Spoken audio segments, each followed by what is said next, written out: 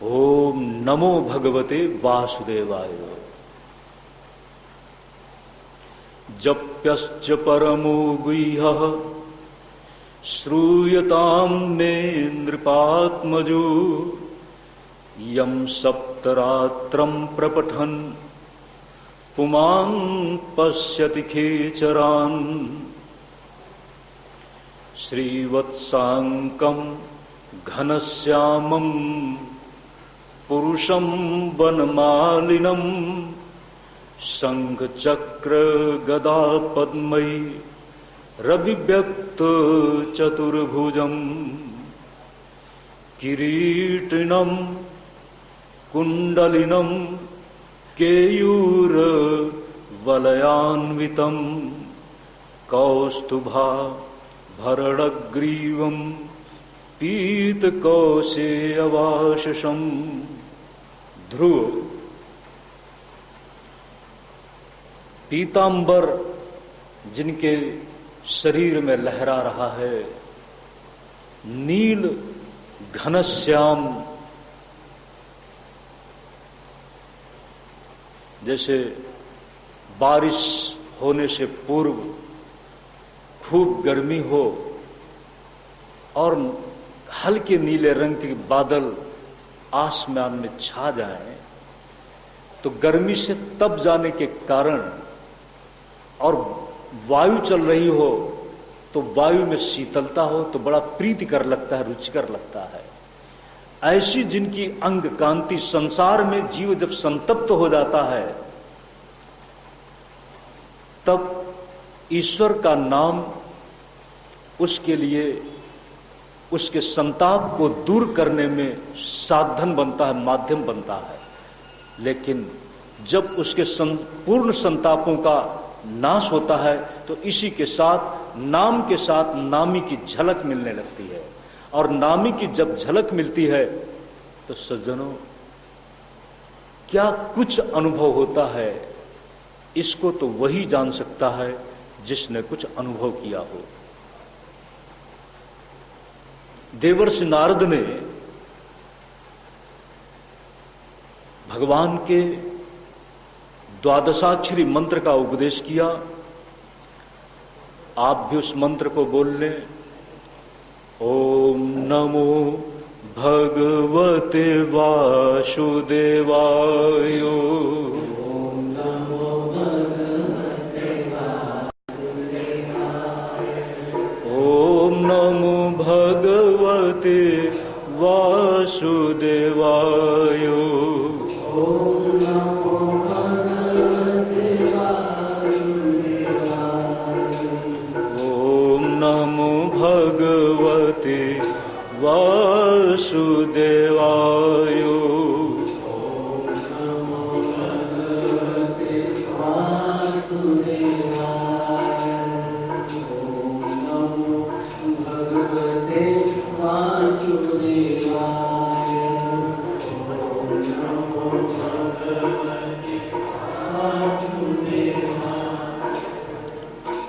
ध्रुव जी इस मंत्र का उपदेश पाने के बाद मथुरा जाते हैं।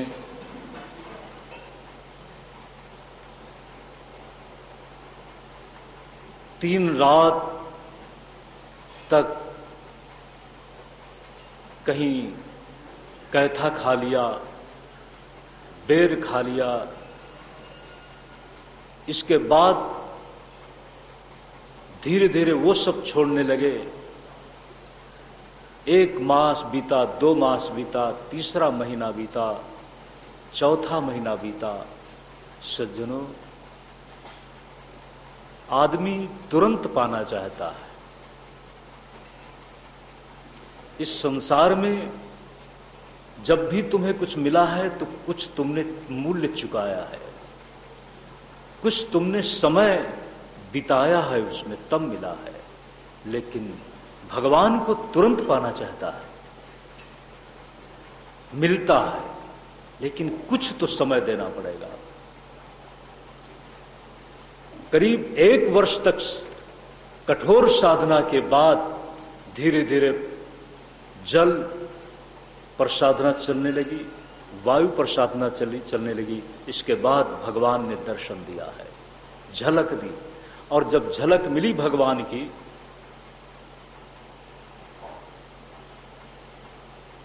तो ध्रुव उसी में आंख खोलना नहीं चाहता। और भगवान मानो सामने खड़े हैं, लेकिन जब आवाज आई, ध्रुव मैं तुम्हारी साधना से प्रसन्न हूं, तुम्हारा जो वांछित है, तुम्हारा जो मनोरथ है, उसको मैं पूरा करना चाहता हूं, वरदान मांगो। ध्यान देना, ध्रुव ने आंखें खोला, बोल नहीं पा रहा। इसी के साथ भगवान ने अपना शंख उसके कपोल से स्पर्श किया, छुआया। इसी के साथ ध्रुव की वाणी फूट गई। योऽन्तः प्रविश्य मम वाचमिमां प्रसूक्तां संजीवयत्यखिल शक्तिधर स्वधाम्ना अन्यांश्च हस्तचरण श्रवणत्वगादीन् प्राणान्नमो भगवते पुरुषाय तुभ्यम् एकस्त्वमेव भगवन् निदमात्मशक्त्या मायाख्ययो ऋगुणया महदाद्यशेषम् सृष्ट्वानुविश्य पुरुषस्तद्सद्गुणेषु नानेव दारुषु विभावसुवद्विभाषी। इस तरह से भगवान की स्तुति की। योऽन्तः प्रविश्य मम वाचमिमां प्रसुप्ताम्, जो मेरे अंतःकरण में प्रविष्ट होकर के मेरी वाणी को संचरित कर रहा है,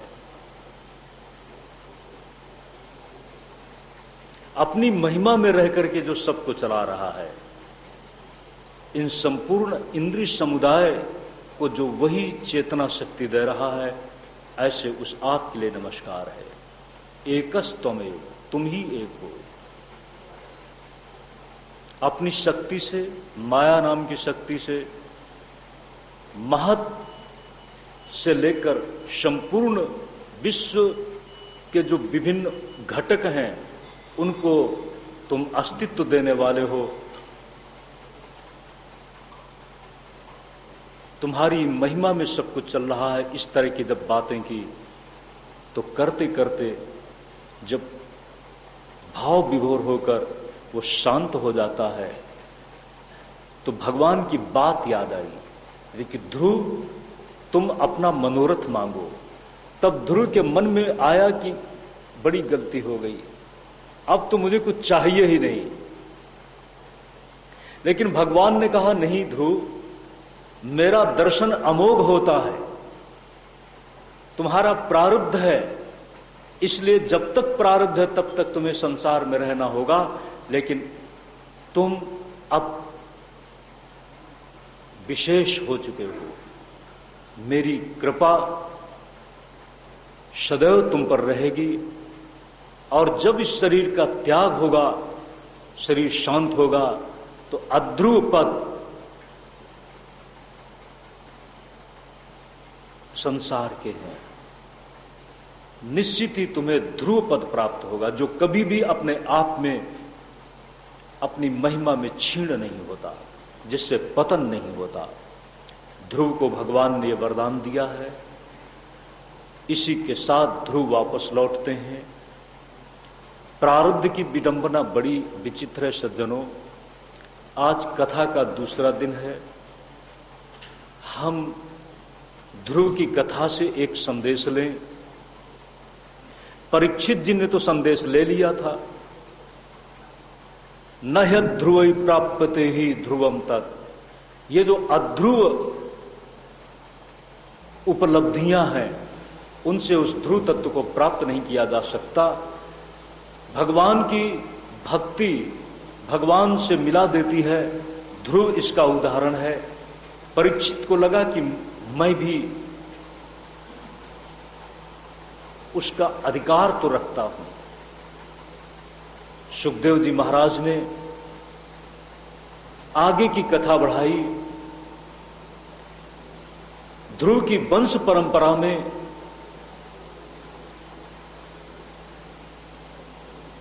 एक उनके जो बड़े बेटे थे, उन्होंने तो संसार में मानो अपने आप को पागल जैसा बना दिया था। उनको समाज ने राज्य का अधिकारी नहीं बनाया। ध्रुव की ही अन्य रानियों से पुत्र परंपरा में वत्सर नाम के युवक को, राजकुमार को राज्य पद दिया। उनकी ही वंशपरा में चक्षु से जन्म लेने वाले एक राजा का नाम हुआ चाक्षुष। वो मनु बनते हैं। और उनकी ही परंपरा में एक राजा हुए अंग की संतान है राजा वेन। ध्यान देना सज्जनों, आवश्यक नहीं है कि बेटे बाप के जैसे ही हों। बहुत बार बेटे दूसरी राह में चले जाते हैं, बाप के आदर्शों से हटकर कभी कभी पथभ्रष्ट भी हो जाते हैं। इसलिए संसार ये बड़ा विचित्र है। जब वेन का जन्म हुआ तो वेन महा अत्याचारी, क्रूर स्वभाव वाला, अन्याय और अनैतिकता से चलने वाला, उससे आहत होकर के ऋषि मुनि मंडली ने उसे शाप दिया है। उसकी मृत्यु हुई है और उसकी दाहिनी भुजा का मंथन हुआ है। उससे राजा पृथु का जन्म हुआ है। राजा पृथु अवतार के रूप में बताए गए हैं। राजा पृथु पृथ्वी में धर्म के स्वयंभू आधार हैं, भगवान का प्रतिरूप वह माने गए। इस पृथ्वी पर उन्होंने बहुत समय तक शासन किया। गो द्विज हितकारी परमात्मा का एक रूप बताया गया है। गाय ब्राह्मण के प्रति राजा पृथु की अनन्य भक्ति है। उन्होंने कहा है,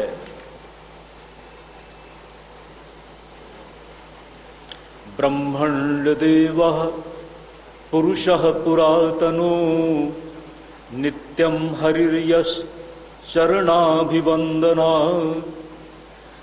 अवाप लक्ष्मीं मन पायिनीं यशो जगत पवित्रम च महत्तमाग्रणी। ब्राह्मणों की महिमा को भगवान नारायण ने जय विजय के सामने बताया था। भगवान ने कहा था कि आज मेरे चरणों को संसार से पार होने के लिए गुरुजन नौका के रूप में बताते हैं। एक शिष्य प्रश्न करता है, अपार संसार समुद्र मध्य सम्मज्जितो में शरणम किमस्ति। गुरु कृपालु कृपया बदैतत विश्वेश पादाम बुज दीर्घ नौका। भगवान के चरण कमल ही संसार से पार होने के लिए नौका है। ये जो महिमा मुझे मिली है, ये ब्राह्मणों की भक्ति से मिली है। आज जो मेरे पास लक्ष्मी निरंतर वास कर रही है, ये ब्राह्मणों के चरणों की सेवा है। जय विजय को भगवान नारायण ने कहा था कि जितना मैं ब्राह्मणों की भक्ति से खुश होता हूं, ब्राह्मणों के खाने से खुश होता हूं, उतना मैं यज्ञ की आहुतियों से भी खुश नहीं होता। इसीलिए सज्जनों, मुझे लगता है कि ब्राह्मणों को खिलाने की परंपरा चल पड़ी।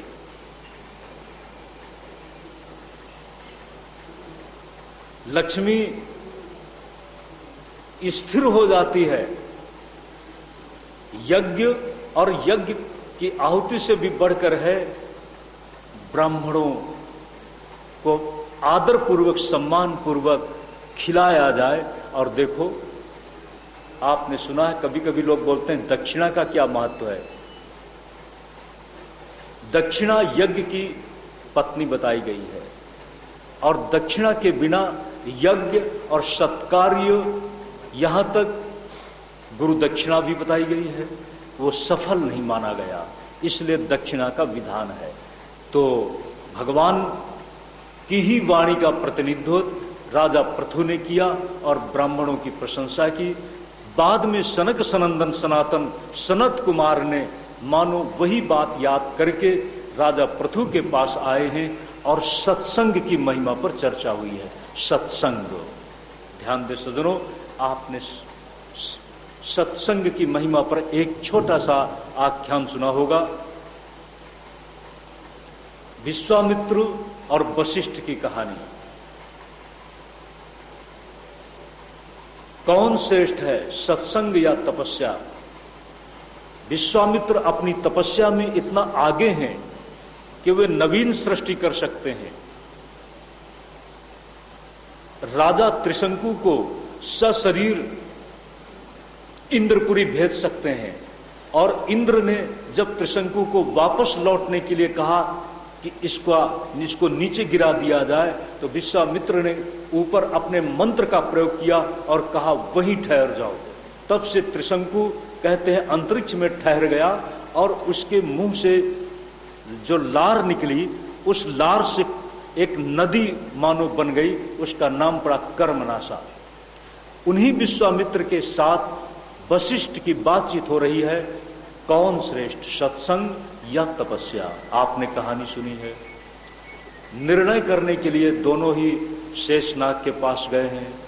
शेषनाग ने कहा, मेरे ऊपर अभी बहुत भार है पृथ्वी का, थोड़ी देर जो इस पृथ्वी को अपने में धारण कर ले और मुझे थोड़ा राहत मिल जाए, तो मैं आपकी बात सुन लूं और निर्णय दे दूं।